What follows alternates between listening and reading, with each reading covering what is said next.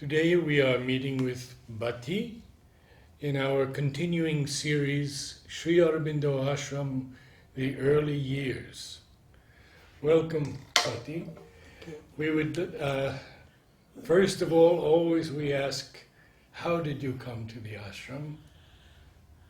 See, our family, that's my uncle, my brother, my father's elder brother, he's Pantulu. In short, he's Pantulu. He's Subramaniam Pantulu, but we call him Pantulu. He's been associated with the ashram right from 1919, I think. I see. So he was an engineer in the PWD in Chennai, Madras at that time. So every darshan he used to come and go back, maybe in a day. Often it is one day he would come, but often twice it happened that his superior happened to be a Britisher, I think. He said, no holiday, no. All the darshan version, what is it? He won't give him a leave to go. He said, okay, I'm resigning from today. I'm going. So he came over. But they took him back to service. So he was all right. So in those days he used to come. He was one of the who came and quickly went back. So I believe once he came and went, Sri Aurobindo would tell the mother, now Pantulu has come and gone, we can close the door. So he was like that. He came for darshan basically? Yes. So he was having darshan of Sri Aurobindo and Mother Yes. before 1920 or around that time? Yes. And every darshan used to come. In 1943 or 44 he retired. And then he came with his family, that is two daughters, two of them are here, Bhavtarani and Suniti, and a son, Narayan. They are my cousins, actually. So with them he came over here and settled down. He had one other eldest son who was in the Air Force, he left, he's there, and another daughter who studied medical and became doctor. And she was here also in charge of the maternity home here. She's no more now. But these two cousin sisters, they are here still. And Narayan, who was my cousin brother, older than me by 1 year, he left in 52. And he's gone and joined college and become an engineer. So when did you come? What year? So when they came, my uncle came for some cousin's wedding or something to Guntur. Guntur is the place in Andhra where we stayed, where we lived. So with them in 45 I came away. Both for keeping Zara. We'll live here and we'll accompany to my cousin brother Narayan. So since 45 I am here. So you had Sri Aurobindo's darshan Yes. how many times? Those 5 years every time, 4 times four a year? times a year.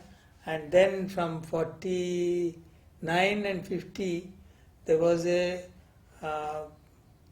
from the playground, all those who were in the physical education, we used to file past 2 colon par 2, 2 ranks. We used to file past the mother and Sri Aurobindo when they are sitting there, like a march past, salute.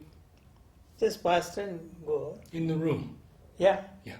They were sitting in the darshan as Yes. it was. Yes. We come through here and move out. We all form our lines and all on the footpaths outside. So one by one the groups go in and march past here. And this was in addition to the 4 darshans? Yes. So after that time we were in the group uniform. Then we rush home and change over to, let's say, civil dress, and then we had another darshan. So that was an extra. So And naturally after in 50, when he left his body, then he was there in Samadhi on the. That time we went many times that time, but that is. What are your memories of when you saw him? What was he like? Well, we took him. We were too young to think of very high-sounding anything, philosophical anything.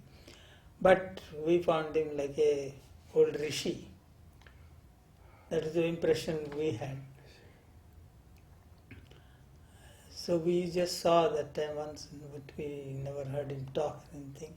Only I can say we heard his footsteps sometime on top. When we head down there, he is walking up. That is all. Otherwise, there was no. And then the school began. School began in 43 December. So 44, this origin, there were about maybe 12, 15 students, I don't know. So 45, when I joined in, they were already, because of the war, many parents, they brought their children over here. And so the school started, and there were about, when I joined, maybe 25 students. So apart from darshan, we met the mother at least 3-4 times in the day. Students number, the meditation hall staircase is there. It goes and turns round. So on that top half, all of us fitted in there. So, and then the mother used to give us a flower or something at about, this is after school. We had first the balcony darshan, 6:15, old balcony behind. Yes, I was there. And then 9 o'clock, she appeared on the window over Dimanbai's room. The window she used to open and just appear once and then go. That was about 9 o'clock. But later then she, about 10ish, she would go upstairs with Chinmay, the lady Chinmay who used to attend on her, holding a parasol over her.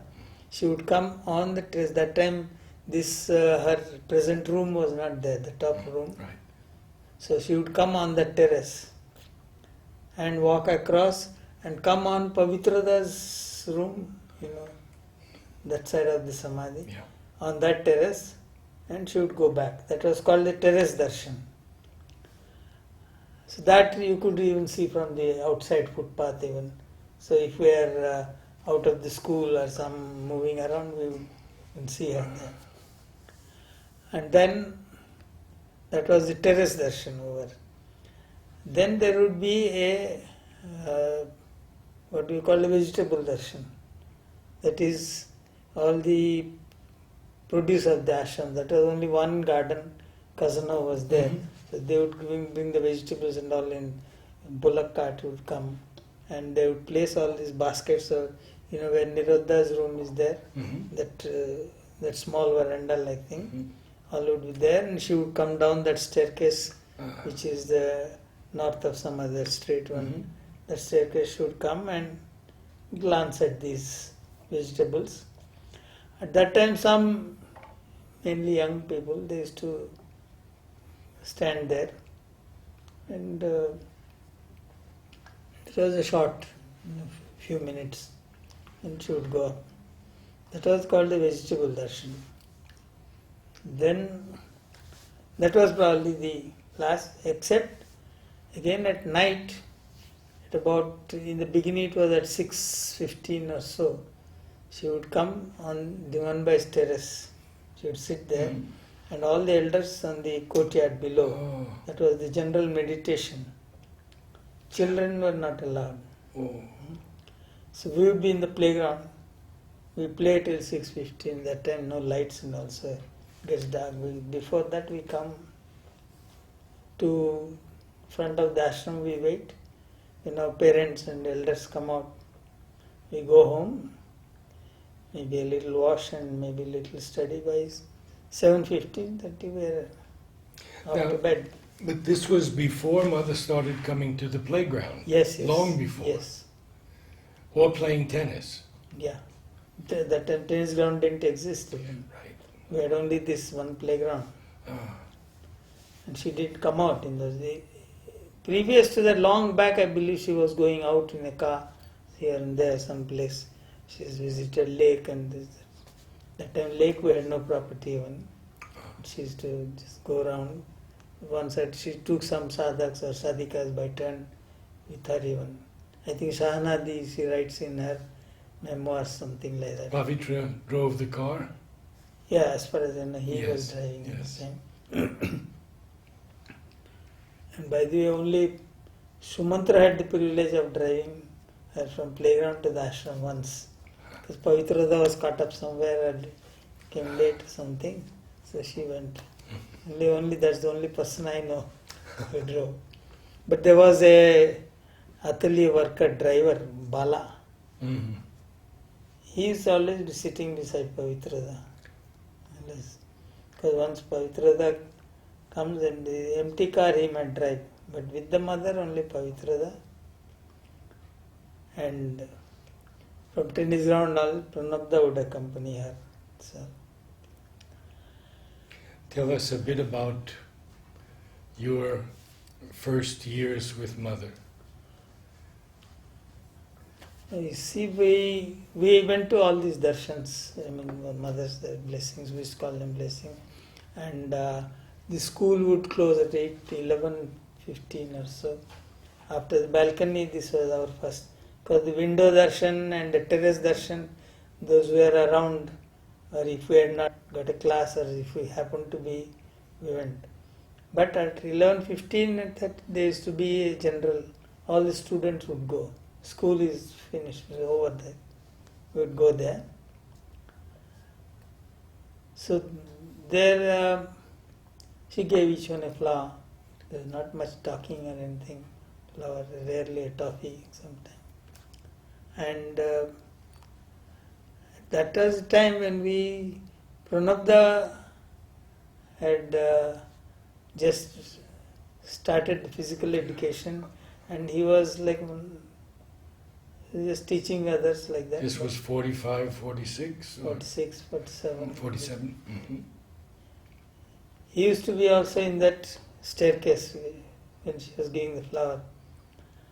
And then I used to see to him she would throw 1, 2, 3, maybe 5, 10 toffees.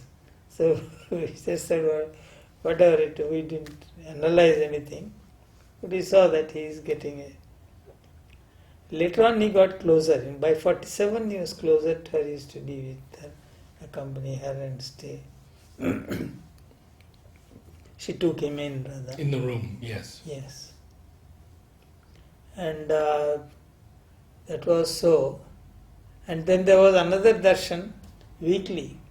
It was called a bull darshan. Mm. We named it bull darshan. There was only one dairy, near the distillery that side. Mhm. Ashram had that one dairy. So all the cows, calves, all were brought to the balcony road I that see. side. And it was theirs. We had to stand behind. We could not stand in front. They would be lined up in front. And she would come 4 o'clock on Sundays. And if we had, we would go in the morning and reserve one calf. This calf I'll take, this calf I'll take. So the chance to hold that calf in the darshan time. So these were the little joys we had at that time. And that was the bull darshan. There were 1 or 2 big bulls also, they were brought around. And this was the general. Were you there for the soup distribution? No. That was much earlier. That was much earlier. Mm. huh? Much earlier. And there were no children at that time? I don't think. Mhm. She would put a hand over and sort of concentrate, and then she would distribute the soup to the sadhaks there. I had heard, but I don't know who told me, that Mother would taste the soup of each one. I Then have not give it heard. to I them. have not heard. It's Yeah. possible, but often there was even much later in the dining hall. We used to. There were those workers who were working in the dining hall. They used to have in a shelf small bowls, enamel bowls. Hmm. There's a piece of banana, was the vegetable of that day, maybe a spoon of curds and all this thing. Sample of this mother had tasted it. Seems they would call it prasad, and this is for the dining room workers. Hmm. So if we could sort of bribe one of the workers, we used to have a little share. So time we tasted that too. That is what I knew about that prasad there. Hmm. And this, the prasad house was there, which is now prasad house, which they call beside the grace. Beside office. Grace, yes. The one Midudi was there, Midudi, Hmm. Midubhashini. I think I have written about her in my book also. She was old-timer, fat lady and quite short, maybe to my height even that. She was there and she would make special luchi for Sri Aurobindo. Yes. And if he did not take, she would cry. She would say, "The Lord is left me and he doesn't like me," and all this. She would even go upstairs and she would bow down to Sri Aurobindo and say, "Put your left foot here now, put your right foot." All this she would dictate to him, and he would say, once she did not take, so she was crying that he doesn't like me. She called her, "No, Mridu, how is it today? I cannot take this much. I had taken," and all. He would console her, she was quite a old timer, illiterate. She used to live there. But your children knew her. Yeah, we used to go and trouble her for the prasad. Ah. So she was quite a character. Hmm. You would go and she would, if she liked you, or if you could please her enough, she would give the prasad. Otherwise, she would. And one incident about her, I don't know if you heard about it. I don't know, Motakaka, somebody shouted at her something. She got a little annoyed. She said, "I will go." And she came and to playground and sat in front of the mother's room, the door. Those days, every day March past, all the groups used to join, like Darshan Day. All the groups used to do the March past. After the March past, the other groups disperse, except the older men's, the H group, what is now the H group. They would be doing the marching up and down. Quite a large number of them. All the Pranab, they would be giving the orders and they do what they are doing now. They would do those, and after the concentration, there was a distribution, general distribution. All the groups would line up and she would. So all the groups were ready for the march past. So Midudi came and sat on the blocking the door. Pranod that told her, "Move, mother has to go for the march past." She would come and stand near the map. Yeah. She wouldn't budge, na. The Mona went and Mona tried to plead with her. No, I won't go. Motakaka went and threatened. Nothing doing. Then somebody had a bright idea, I don't know. Went and called Lalida from his room. He came and Vidu, chalo, he said. Turned around and walked out, and she followed him like a lamb. Oh. Just one word. He didn't even wait to see she come and she turned around and went, she followed him. So Nalida had a great influence over her. Because when we troubled her or somebody, Amarendra used to often trouble her. But Prasad, she said, no Prasad today. He would say, no, and he would follow her. Then she would scream from there, "Nolni Babu," she would scream to him. He report to him. Then everybody runs off. You see. But last days of her, The day before she passed away, she was in Samadhi. She was full, nearly lying down on Samadhi as if somebody saw her like that. And then she went home as usual. Next morning she didn't get up. Without, I think mother remarked, I think that Shriyanda has taken her. So she was Mridudi.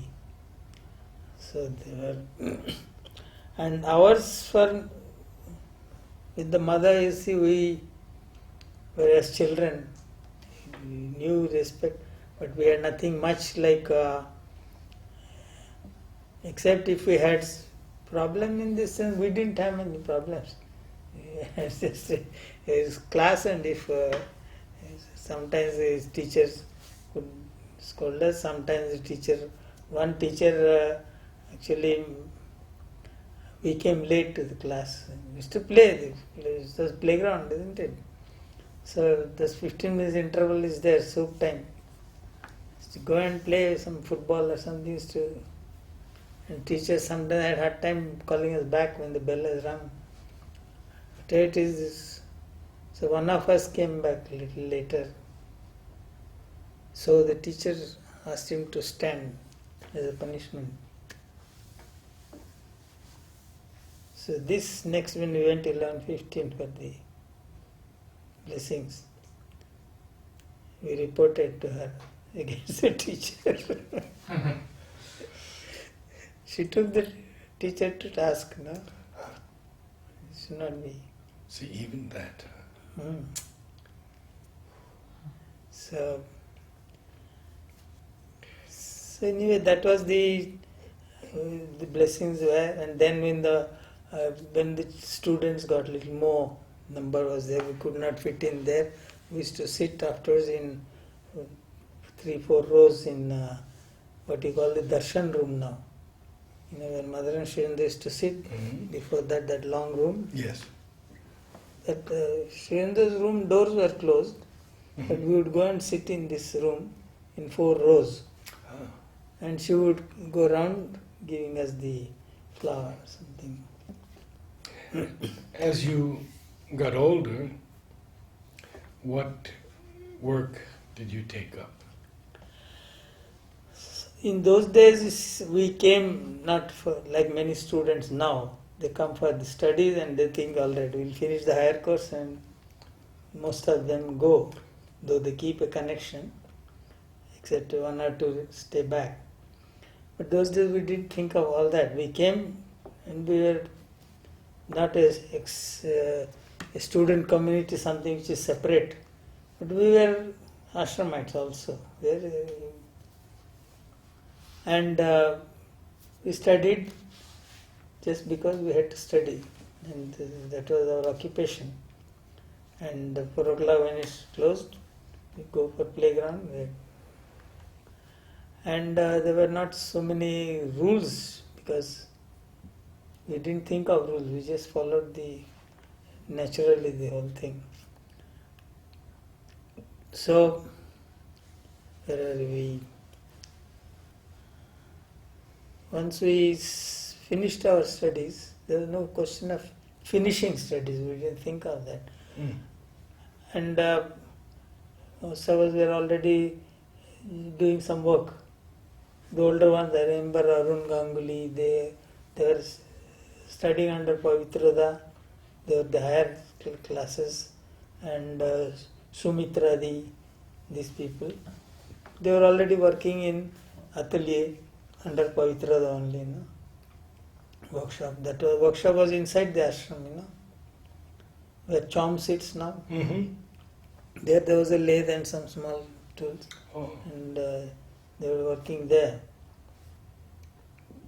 And we, before we finished our studies, we were doing some work, because I told you there was no thinking of finishing a study. We studied, and I didn't like to join geography or something. I went and told her I want to leave this. She might say, all right. I wanted to leave once the drawing class, what you call sketching used to have. She said, why you want to leave? I said, no, I don't like the teacher. Something like that. I mentioned something. She said, you can leave, but you will regret. She said, You can leave, but you can leave the class, but you will regret later on. She said. I left. And after a month or so, I went and told her I want to rejoin the class. She said, okay. So, then for our work, in 57, the swimming pool was open. I mean, just Alan had built it and it was getting delayed. She fixed up the date, 21st February on my birthday, I'll open the pool. So it was not complete, the circulation pump was not ready, something was not ready. But because she said, fill up the water, it turned green in no time. But the opening was done. So before it opened, they were looking for somebody to take care of the pool.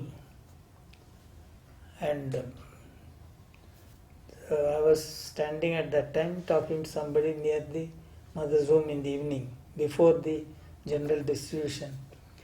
There was this Narendra, Kake Promise, his elder brother Narendra. He used to look after the playground like Rajkumar is doing now. He is no more now.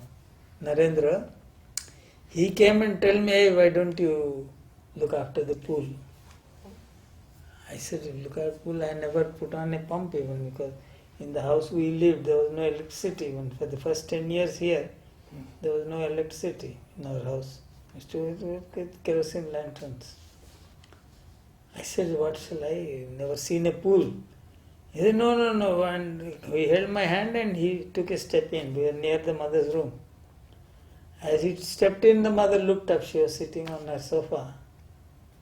So when she looked up, I had to enter also. I entered and he coolly announced, Mother, he can look after the pool. So mother gave me a big smile. She said, oh, you look after the pool. So I said, I'll try, mother. So I was inducted into that. Gerard was here, the Swiss Gerard. Yeah.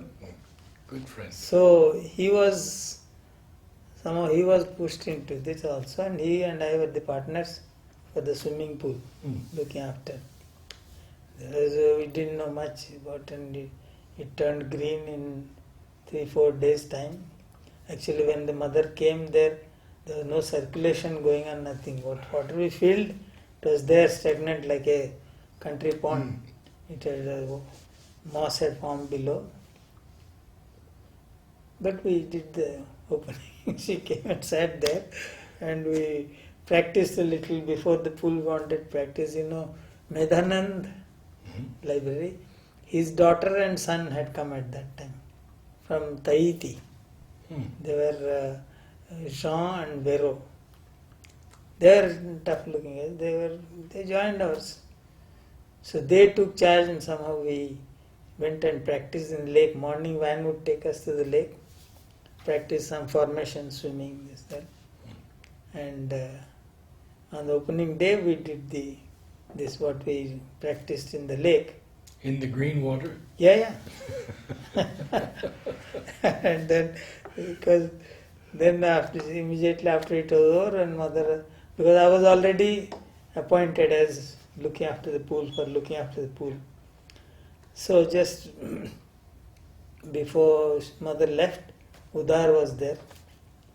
He was in charge of something. So he came and told the mother that, Mother, tomorrow we are emptying the pool to clean it up. And she looked and she said, oh, why? It's beautiful and green, she said. So next morning they brought pump on top and emptied the pool. We had to brush off all that. That was the condition of the pool at that time. Because we used to fill up. We didn't know how much circulation, what is it. The pump which they gave for circulation was too small a pump. And whoever was to do it, I don't know what Udar was in charge and Vishwanatha was in charge. Alan was in charge of building the things, the civil work. Mhm. He has done and he is gone. He went off to the lake by then. So they, whatever they gave us, we were trying to do with that. And we, the moss is faster than our circulation or our purification of the water. The filters were not adequate enough. Anyway, we struggled through that. We learnt as we went along, we learnt. And when we fill up a new, every 1.5 months or 2 months, we empty the whole pool, brush it down, take out all that moss, and then refill. When you fill 3 days, 2 days, 3 days, 4 days, by now the circulation was there, the pump, but it was too small a pump for this purpose. So the moss would form in any case. The water may remain little clear, but below there would be a quite thick layer of moss formed. You could go down and write your name, with your hand. Anyway, everybody enjoyed the swimming that time. We did. And later on it was in 57. In 87, maybe 30 years we ran it like that. And then it's we got to know a little more filtration system, and we put new pressure filter, this, that. We tiled the floor was all of mosaic, which was getting corroded little, and the moss would have a good hold. We tiled it recently. This is all done in 87 and 88. You didn't use chemicals. We did have some bleach for chlorine, and but that also, we got some bleaching powder from some place here, which would, because afterwards they said 4 kilos we put there. That was the calculation given to us. We put there, but we didn't know exactly, and that was the chlorine would go. What remained was just some lime, probably. I gave it to Joshibai to analyze after that. He said, after you are using it for 10 days, 15 days, or 20 days, then after that there is only lime, there is no chlorine at all. But we used to mix it and put it there something. It was much later we slowly learnt, seeing other pools, went and saw. We changed the pump, we changed the filter and all that. That is much later. So this was your first work. That was the first work. But while I was doing that once, I used to take in the morning some classes in the school. Some children's classes. And I was studying one or two. One by one I left the subjects, as I was getting work. History, geography, all this I left. Then chemistry, physics, maths was the last subject that I let go. Then I was still teaching some classes. Then one day when I went up to the Motherford in the morning, I used to go. Before this was, I got the opportunity. Birenda, you heard of Birenda? Yes. He was our guru, like in physical education. As a family friend too. He taught us swimming, he taught us boxing. He was the one who started our outing, hiking out and all this. So he had his broken knee. So he was, when it was plastered up, Sanyal plastered his knee from here to there. So, and he was living in where physical education library is there. Upstairs he was given a room, a kid shed, he was living there. And I was living next door for some time. Where the silk cotton tree is there, that place. Richard and I were living together there for some time. So as we were the neighbors, would go in the morning, because Birenda would go to the mother in the morning before the balcony darshan. Any time after 5:30 she may come. So by 5:30 we would be there. So in the morning we would get up and Birendra was upstairs, his bathroom was down. To have carry him down and then give him a bath and get him ready, and he would hang on to our shoulders like two crutches. Would take him to the ashram upstairs, and mother would see, and she would give. He used to give a report of his daily work in a diary, and she would see, and then she would write something, some quotation, either her own, sometimes from Dhammapada, sometimes from some Quran. His diaries are very interesting. Borun had taken and published some of them. So we used to take him up there. Then he got better. But after she used to see his diary, she would give Richard a yellow rose and give me a red rose. And then she would go for the balcony. We used to rush down and see her in the balcony also. Always the same colored rose? Yes. So then Birendra got better. He could manage on his own. So I had an idea why we should. She is already so busy. Why we should go and again trouble her or something. So I said I won't go from tomorrow, Birendra. Richard told me that I too will not go, but I'll go today and tell her that we will not coming, and then we'll stop. So that day Richard only went. She gave him the rose, then she asked, where is the other fellow? He told that now mother, we thought Birendra can manage on his own, so now we will stop. He has stopped coming, and then from tomorrow I told her I stop. She said, no, go and tell him that all these days he came for Birendra's sake, from tomorrow for my sake to come. How beautiful. So from next day I went there. It was until she stopped seeing people and she went. She had gone already. The second floor, the top floor was ready. But that was 62, no? Yeah. But she would come down, I could hear her coming down.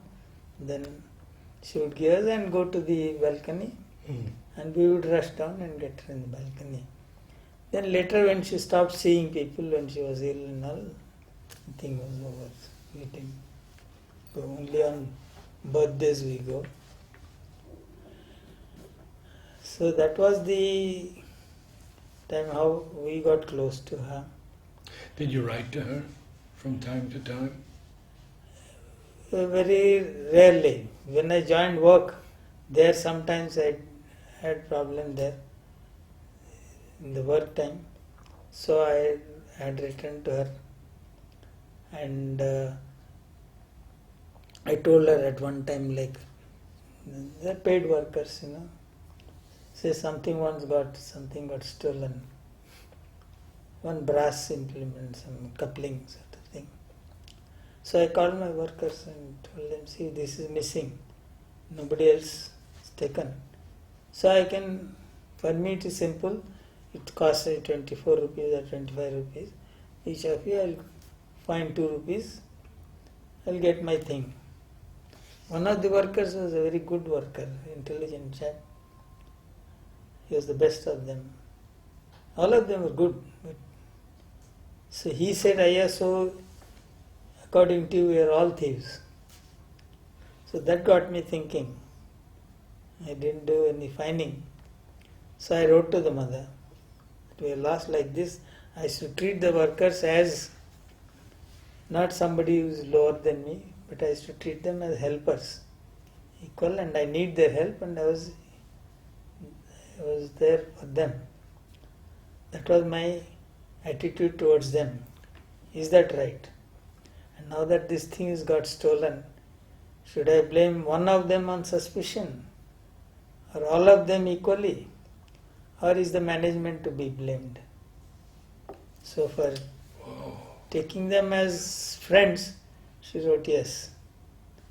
For punishing one or all equally, no.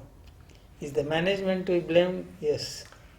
so, so even now when people say the servant has stolen something, I don't encourage the punishing. I told one or two times when I had the chance or the job of telling them, tell them, no, you cannot punish, you are to blame. But not many will take it coolly. If today's servant steals his money and I tell it is your fault, I don't know how he will take it. But if they are close friends, I have been telling like that. So, and that was one thing with her. And later on for work is to, one day when I went up to her, so I used to do a design in her room. Even now we do. Those days design was done every day. Oh. Before it was with flowers, we used to arrange with flowers only. And she would come and see. It was finished before she arrives from tennis now. And as soon as she leaves the playground, there are several of us, Joshibai, my sister Bhautani, Koki, 3-4 of us, we separate out even the flowers as much as we can, if we can reuse them the next design. It's not just the painting as we do now. So we used to do all with flowers, there was no painting. So there are 2-3 of us who do this.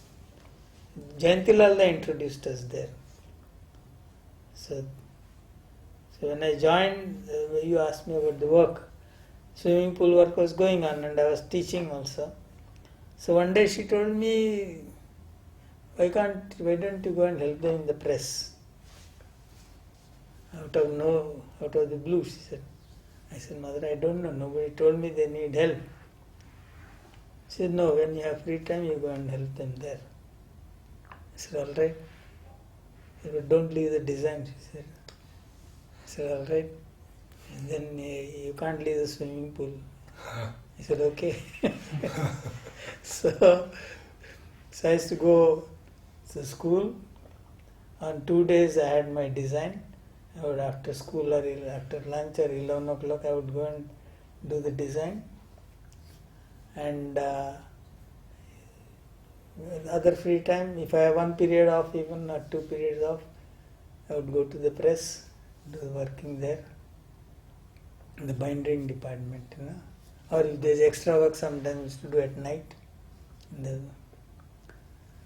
And school was going on. By then I had left most of my studying. Because she said, if you want to really study, you can do it at home. You don't need somebody to make you sit and study. I said, all right. And design was good. Jayantilal had put us in there. So one day I drew, and there were a lot of these jasmine flowers. So with them I arranged drew what I thought to be a tiger, head of the tiger, just the silhouette, and arranged the other flowers like flames around. And that day I was a bit late in finishing. So before I could finish, she came back from her tennis. So I was caught there only. She said, qu'est-ce tu as fait? So I said, Mother, I've done a tiger in a flame. She saw, she said, no, it's not a tiger. What you have done is a lion without the mane. So I looked at her, oh, you don't know. She said she took her letter pad, not letter pad, just cheek pad, just a small one like that, took a pen and she drew the difference. Tiger and lion. I was fool enough not to ask her, you give me that thing. So what she did with it, maybe she threw it in the dustbin, I don't know. So like this close contacts time we had. Then closest contact came, this was going on. In 50, after Sri Aurobindo was passing, people had some rethinking, I think, many people. So we were asked to study, continuing the study in our school here, to prepare privately that time, to go and give a college metric exam, matriculation in Andhra University. It was that time, the Andhra University rules were such that it was allowed like that. You study privately, you go and register your name. For the exams you can come and give. So, we were young enough still, that was in 50. I was a 16-year-old, not yet 16. So when the parents said, no, then the many said, ashram is alright, but when you are older you can come back, do your sadhana. It is engaged, you should go and whatever. We went and studied. We gave matriculation exam. My two cousin sisters, my cousin brother and I. So we passed. My brother and I passed. And then we were told from home that now you can go and tell the mother what you will do next. Choice was given to us. Probably with a belief or a supposition, presupposition that we will opt to go and college, study and follow them. My brother went first, Narayan. He said, we passed the exam, and said, what will you do? He said, I'll ask my parents, whatever they say I'll do. This is very good. So when I went, I told her, no, mother, I don't want to go anywhere. I'll stay here. She said, very good. So when we went home after this was about 11:15. We went upstairs to her. At home we were asked, what have you told the mother? He said his, and I said my say. Oh no, what is this? Then you should study and you can come back later and all this. Same. I didn't speak anything. But one thing very great, in the evening, playground time, just before the distribution, mother called both of us, my brother and me. She said, I would like you both to stay here. I was naturally happy. He also was happy, I think, but he could not oppose his parents, I think. Whatever it is, he went off to study, he joined and he went engineering. He was a good student. They sent him to Germany, they sent him to America to training. Then myself, it's a different story. I still went and gave an exam for a military exam. I said I don't like all these studies, what is thing. I choose because my elder brother, they are all in the military, Air Force. I said, all right, you go and study for them. So one or two colleges refused me because I had lower average than my brother. So I didn't get admission there, luckily. So I chose this military career. I had chosen this. Then I gave a military exam. Before the results came and all, they wanted me to come for something back to one of our towns there, Bhimavaram. I said, no, I don't want to go, I have nothing to do. He said, no, father is there, he has called, you must come. So there was a little bit of tussle. And because at noon I told the mother, she said, no, you can stay. But at home they wouldn't listen. Anyway, I went in the evening, I said, all right, you go, I'll inform her and come. So in playground I rushed. So the evening train would go at 8 o'clock. So at 7:15 I rushed before the march past into her room. I told her we had arguments at home and all. They are not agreeing to this. So suddenly she said, "Will you do one thing?" I said, "Yes." She said, "If I give you the money, can you run away from home without telling anybody?" So I was caught by. I said, "Yes, I'll do it." So she called for a bag. She asked how much it will need. I said, "I think about 40 rupees will do." So she gave me 50 rupees. Only person who knew was Gauridi was there. So she brought the bag, and so that 50 rupees I put inside my pocket. I went, didn't say anything. They said they would send me back soon. So 2 days, 3 days, nobody talked of. So in that time I looked up the train schedules, and one fine day I walked out, sat in the train and came back. I told her it is done. So she said, "All right, very good." But, because nobody was in our house, so I was staying in the house here alone. In the meantime, one registered letter came. I had given a military exam, no? So I took it to her. I said, "I passed the military exam. They are calling you to come to Bangalore for some physical and all that. Then they will send you to military academy, Dehradun or somewhere." Then she said, "Oh, very good, you have passed. We have some people, friends in military. If you want help, we will give you." So I said, "What is this?" I came running away. I called to her advice, and she asked, "Give me help to go." I said, "No, mother, that is all over. I am not thinking of going back anywhere." She said, "Oh, very good." She said, "Then what will you do with this?" I said, "Sometime storm will come."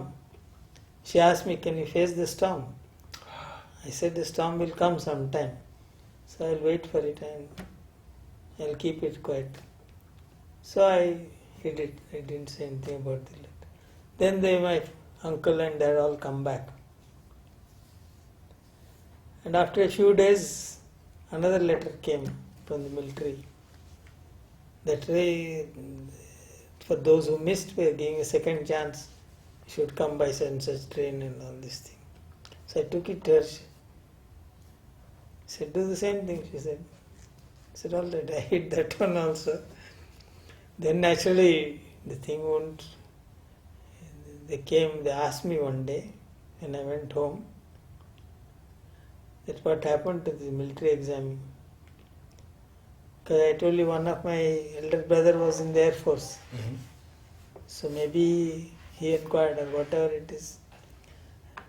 They asked me at home, my uncle asked, "What happened to your exams?" I said, "Oh, I have passed it." I told the mother, and we decided not to do anything about it. They didn't say anything. Nobody. From then on, I was let's say a free person. Nothing to do. But they didn't say anything more after that. Even only once when I went to my place Guntur later on, my mother was there. So she one day caught me alone, my father and my mother. Here my uncle, they were my uncle and aunt. So my mother, she said, "Arey, how long now you are all immersed in playground, this, that thing. But what will go on like this? What will happen later?" I didn't try to say anything. I kept quiet. Because it's difficult to explain anything to anybody. So I kept quiet. Then my father heard. My father was quiet all this. Finally he said, "Leave him alone. You have got 4 other sons. You make them doctor, engineer, whatever you like. Him, you leave him alone. Don't tell him anything. From that day, she never told me anything. We are on good relations as it is. So it was over. We would like to invite you back because I know you could tell us many things about the older sadhaks, your experiences with them, and we've run almost an hour today. So, will you come back? Yeah, sometime. Okay, wonderful. Maybe after the second. But you'll tolerate my forgetfulness. You have a memory that I would I would be envious of. So many names and people you've remembered. Is What happens is when I get to the wonderful. playground and with the group, I forget most things. Or even when I'm doing something, I forget the other things, I think. Whether it's a quality or a disqualification, sometimes it is one, sometimes the other. Well, it So- was wonderful tonight, and thank you so much. Thank you.